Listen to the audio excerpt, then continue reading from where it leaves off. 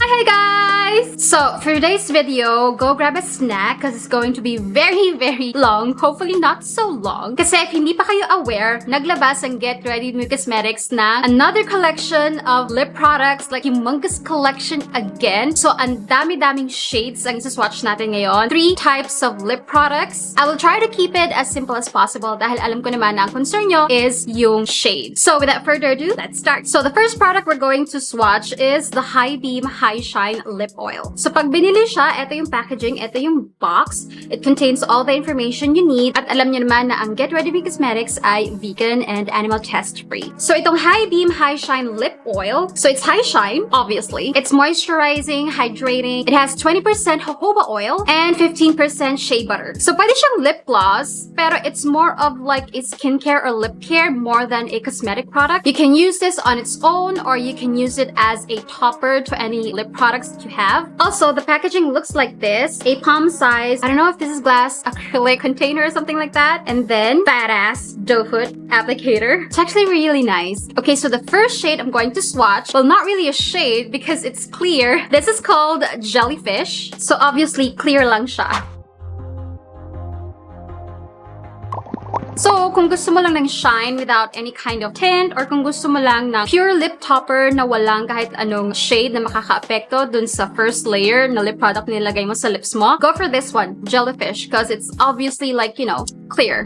Next shade is called Magic Potion. At sa pangalan pa lang niya guys, related siya dun sa mga magic lipstick kasi unang tingin, clear siya pero later on, magkakaroon siya ng hint of pink or tint habang tumatagal siya sa lips mo at mas matindi yung tint na yon kapag mas makapal yung nilalagay mo. So, eto si Jellyfish, eto si Magic Potion. At kitang-kita nyo naman, unti-unti na siyang nag-transform, nagkakaroon ng tint. And this is Magic Potion on my lips, you guys. Really high shine! Pero diba, compared kay Jellyfish, talagang meron siyang hint of tint. Parang it's going to make your lips, it's like your lips but better ang datingan. So yeah, this is Magic Potion. By the way guys, by batch of family color yung gagawin kong swatch para makita nyo talaga yung difference ng mga shades kasi minsan unang tingin parang ang daming magkakamukha lang. So after the clear ones, punta tayo sa pinks or my shade or my hint of pinks. First shade is called Baby Girl. This is Baby Girl swatch at the back of my hand. And this is Baby Girl on my lips, you guys. At ang lakas niya maka-fresh. And kapag ka bumili pala kayo, try to like mix it. I mean, I don't know how, pero try nyo lang galaw-galawin yung loob. Kasi sa unang application, parang medyo makikita nyo pa yung separation ng color or yung pigment and the oil. Pero alam mo yun, kapag ka binlend mo naman na siya, in-apply mo na siya maayos sa lips mo, mawawala naman na yung parang separation-ish. Magbablend naman na siya na maayos. Magiging pantay naman yung tint. And I love Baby Girl. Ang lakas niya talaga maka-Baby Girl. Ayan o, ang sweet lang niya. Oh, I love it. Gandang-ganda sa sarili. Gandang-ganda sa salamin. This is one of the shades, you guys, na I think I highly recommend kasi ang ganda niya talaga. In person, para siyang nude ha. Mala-nude-nude siya. So, alamin mo if bagay sa'yo yung medyo mala-nude type of pink. So yeah, this is Baby Girl. Next shade is called Apple O. This is Apple O swatch at the back of my hand. And it's a peachy pink. In person, mukha siyang peachy pink. Pero mas lamang yung pagka-peachy, pero may hint pa rin siya ng pink. Hindi siya yung makalawang na peachy. And this is Apple O on my lips. And you guys, alam nyo na maganda dito sa High Shine Lip Oil, nakakawala siya ng linya sa labi. Like, nakakamouflage na yung linya sa labi mo. So, parang ang flawless tuloy ng lips mo. I love it! So, this is Apple O. Kitang-kita niyo naman. It's a very light peachy pink. Pero yeah, more on the peachy nga siya. Pero may hint pa rin ng pink. So yeah, this is Apple O. Next show you guys, it's called Coral. So this is Coral swatch at the back of my hand. Kita nyo ba yung difference sa first few shades? Eto, mas may orangey na talaga, mas may tint na talaga. And this is Coral on my lips. Mas tinted na nga siya compared dun sa first few shades, lalo na kay Apple O. Medyo magka-family sila ni Apple O na peachy, pero eto, mas matint na talaga. By the way guys, medyo mabigat siya on the lips ah. Ramdam mo talaga na it's a lip oil and a lip gloss combined together. Mararamdaman mong nasa lips mo talaga siya. So yeah, this is Coral. Next shades is yung parang mala brownie for me. First is Rylan. So this is Rylan swatch at the back of my hand. So this is Rylan swatch at the back of my hand. And nude nga siya. Nude brown. Kung etong si Baby Girl nude pink, nude peach, eto coral talaga, eto nude brown, si Rylan. Based sa pagtingin ko ha, nude brown na may konting very, very light peach. Very light lang naman. And yeah, this is Rylan on my lips. Like, ano lang talaga siya, nude. And it will depend pa on the pigment of your lips. Kung yung lips mo paler, mas pale pang kalalabasan. Pero pag pigmented yung lips mo, i-assure mo na mas pigmented din yung parang kalalabasan. So it will all depend on your skin tone. I can only give you, you know, very quick guide para makita nyo yung difference ng mga shades, and I hope nakikita nyo talaga yung difference ng mga shades. Baka mamaya pare-parehas na sa akin. Oo, pero ito na lang yung pagbasihan nyo, yung arm swatch, kasi definitely may mga pagkakaiba. So again, this is Rylan on my lips. Next shade, guys, is called Choco Fudge. At nakaka-choco fudge nga siya. Kasi nakikita nyo ba? Ayan no. Parang may brown and dark brown. Hindi ko alam kung sadya ba yun or I just really have to mix it really well. So guys, this is Choco Fudge swatch on the back of my arm. And as you can see, siya nga yung parang like mala-light brown. Ayan, sa malayuan. So kita nyo ba? Etong si Rylan, mas ano siya, may hint of peach pa rin siya. Kahit brownish nude siya. Pero etong si Chocolate Fudge ay talagang yung brown. Like light brown lang naman. And this is Choco Fudge on my lips. And it's another nude lip color. Pero mas kita mo talaga yung pagka-brown niya. In person, guys, ha? Ewan ko kung napipick up ng camera yung, you know, difference ng shades. Lalo na at medyo shiny shimmering siya. Hindi talaga, alam mo yun, mas nagre-reflect yung shine more than like the tint. Pero in person, mas kita nga yung pagka-brown niya compared dun kay Rylan. So yeah, this is Choco Fudge. And the last shade, you guys, is a red one. And this is Charlie Cherry. This is Charlie Cherry, you guys. And obviously, siya yung pinaka mala reddish. Diba? Mas reddish to. Ito talagang mas corally. Si Coral. So this is Charlie Cherry swatched on my lips. And yeah, reddish lip oil. Pero parang sa lahat, ito yung parang pinaka-tinted. So if you want yung lip oil na talagang like yung stand out, yung pagka-tint niya, go for Charlie Cherry. Okay, so yan na lahat ng shades ng High Shine Lip Oil. Pero bago tayo mag-move on sa next product, ano ba yung mga favorites ko? Personally, eto i-share ko lang yung personal favorites ko. Sa inyo, bahala kayo sa inyo. Depende yon sa preference nyo and depende doon sa kung yung bagay sa skin tone nyo and sa undertone nyo. Pero ako personally, I would definitely get itong Charlie Cherry because siya yung pinaka-tinted. So, alam mo yun, meron ka ng tint, meron ka ng lip gloss pa. So, I'm going to get Charlie Cherry. Si Baby Girl ko ninyo, ang lakas maka-fresh. Yes, super nakaka-fresh si Baby Girl. And I would probably get, I think, Rylan. When it comes to the nudie browns, I think I'm gonna go for Rylan. Kasi medyo ma-ashy sa akin itong si Choco Fudge. Yun. So yun yung top 3 favorites ko. Si Charlie Cherry, si Baby Girl, and si Rylan. Oh, and I would also get si Jellyfish. Kasi lalo na if I just want a topper for my lip product. Eto na, Jellyfish. Next type of product naman, you guys, is this one right here. This is the Tinted Lip Glaze. So this one naman daw, merong glossy finish, pero mas heavy yung tint compared dun sa lip oil. And this is more lightweight than the lip oil. Meron siyang glycerin, vitamin E, and seaweed extract. Pag binili nyo, ito yung box, yung packaging, you know, the usual Get Ready With Me Cosmetics packaging. At ito naman yung product itself. So white yung packaging niya, and thank God, merong color guide sa ilalim. So alam mo yon, at least kahit pa paano, meron kayong idea kung ano yung shade na kinukuha nyo. Pero you guys, hindi siya like 100%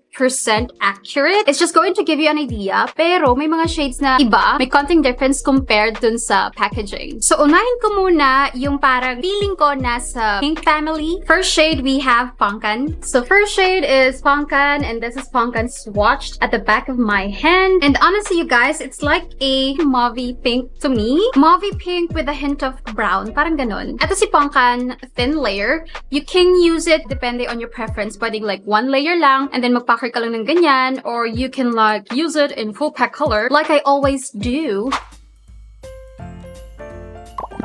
I-full pack ko na ha, para kita nyo yung like full potential. So this is Pongkan on my lips, and yeah, ang pinky niya sa akin, honestly. Although hindi ko alam kung ganun talaga yung parang peg ng Get Ready Me Cosmetics, pero parang siyang mauvey pink sa akin na muted, a little bit deep, parang pink, brown, and gray. So yeah, this is Pongkan. Mas lightweight nga siya, you guys, and meron siyang parang minty feel, pero very konti lang naman. So yeah, this is Pongkan.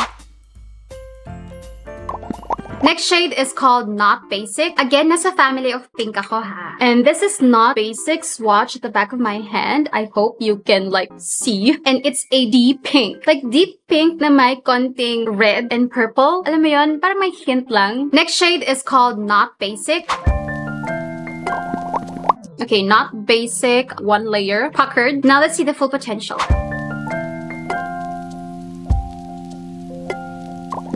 Oh, see? It's a deep mauvey pink. Parang silang parang mauvey pink, pero eto, parang may purple-violet undertone, parang ganun. Pero I swear to God, nasa family pa rin siya ng pink. Wala siya sa red. Parang mukhang red sa camera, pero hindi. In person, para siyang violet-y deep pink. So, this is Not Basic. Now, let's go naman to the parang feeling ko peachy colors. So, the first shade is called Strawberry, and this is Strawberry right here. Parang sa camera, medyo hawig siya ni Pongkan, pero hindi. Kita nyo naman, merong hint of orange or coral, etong si Strawberry. See the difference?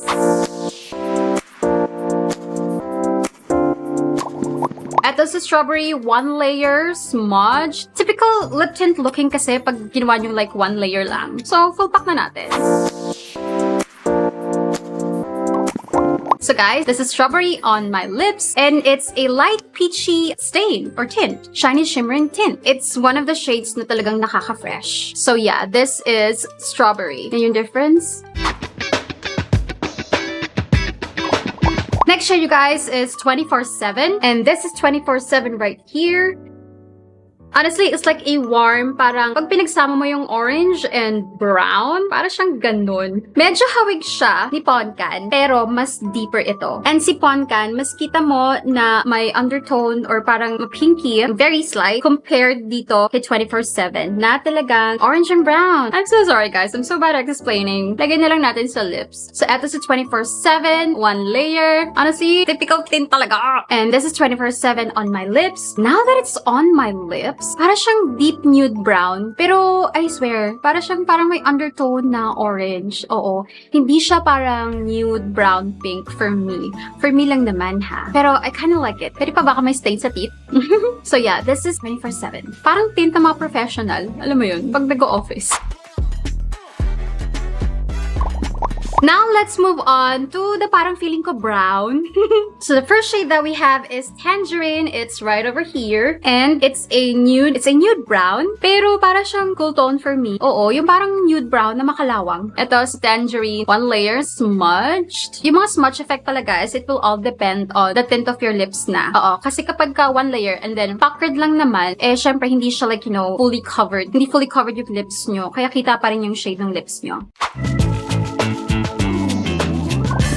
And this is Tangerine. Sorry guys kung meron mga clips na baka meron akong stain on my teeth at hindi ko napapansin. So this is Tangerine on my lips, and honestly, hindi ko siya gusto for me kasi parang kakulay na siya ng buhok ko. And mag-grayish in person ha, hindi ko alam kung napipick up ng camera.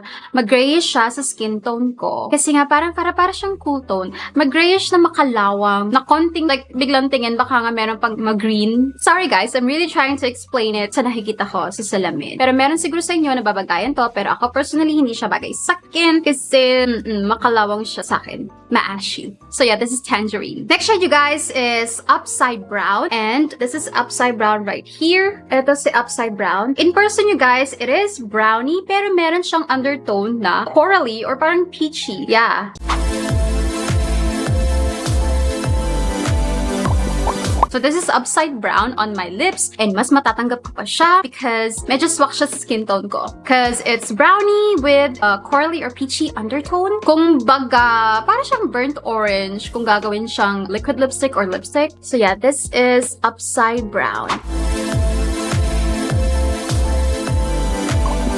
Last shade, guys, is called a 90s brown. And it's this one right here. And mukha siyang, siguro ang peg nito, yung mga, alam mo yung lipstick ng mga models ng mga 90s, yung usong-usong lipstick. Yeah, yun siguro yung peg. I don't know, sa camera mukha siyang red. Oo.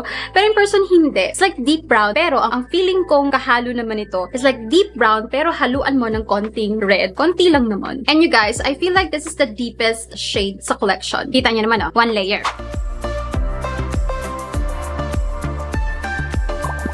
And this is 90s brown on my lips. And yeah, it is the deepest shade, you guys. Hindi ko alam bakit parang mukha na siyang red. Mukha na siyang red sa camera, pero it's really not. Makikita mo pa rin na brown shade siya. Tapos parang haluan mo nga ng konting red. So yun yung 90s brown. So yan na lahat ng mga shades, you guys. I hope kahit papaano napakita ko yung mga difference ng mga shades. And honestly, habang tinitingnan ko, ang talagang magka-peg or magkahawig, itong dalawang to, si Pongkan at saka si 24/7, if I'm not mistaken. Basta i-review na lang mamaya. So, ang personal favorites ko naman, you guys, I'm definitely going to get Pongkan, not basic, and si 90s baby. Because kailangan ko ng nude, kailangan ko ng deep pink, and kailangan ko ng like a really deep, ayan, ganyang ka-deep, vampy shade. So yeah, yun na lahat na tinted lip glaze. And you guys, I have decided to stop right here muna.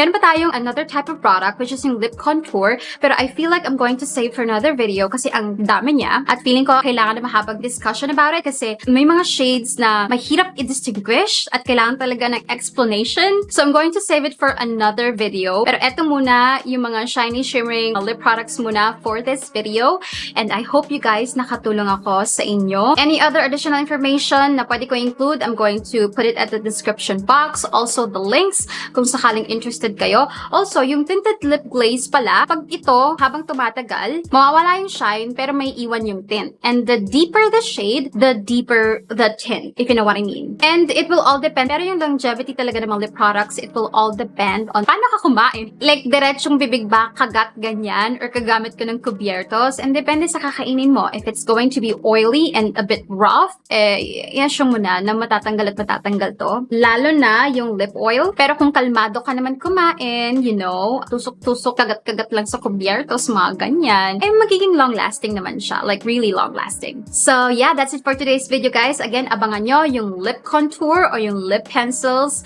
Yun yung magiging next video natin. Also, congratulations and thank you so much sa Get Ready with Me Cosmetics at kay May Layug for sending these products. Super duper spoiled ang Ate Bea nyo at ang iba pang mga social media influencers and content creators, and napaka-generous talaga ng Get Ready Me Cosmetics, I swear to God. Kaya I hope, alam mo yun, nakakatulong kami sa inyo in guiding you sa mga, alam mo yun, sa shade range, sa mga review namin. So again, congratulations, Get Ready Me Cosmetics at kay May, na my God, ginapang ito na ma-launch habang buntes. I cannot, May. You deserve all the blessings and pahinga. Kahit pa paano, dahil magpahinga ka.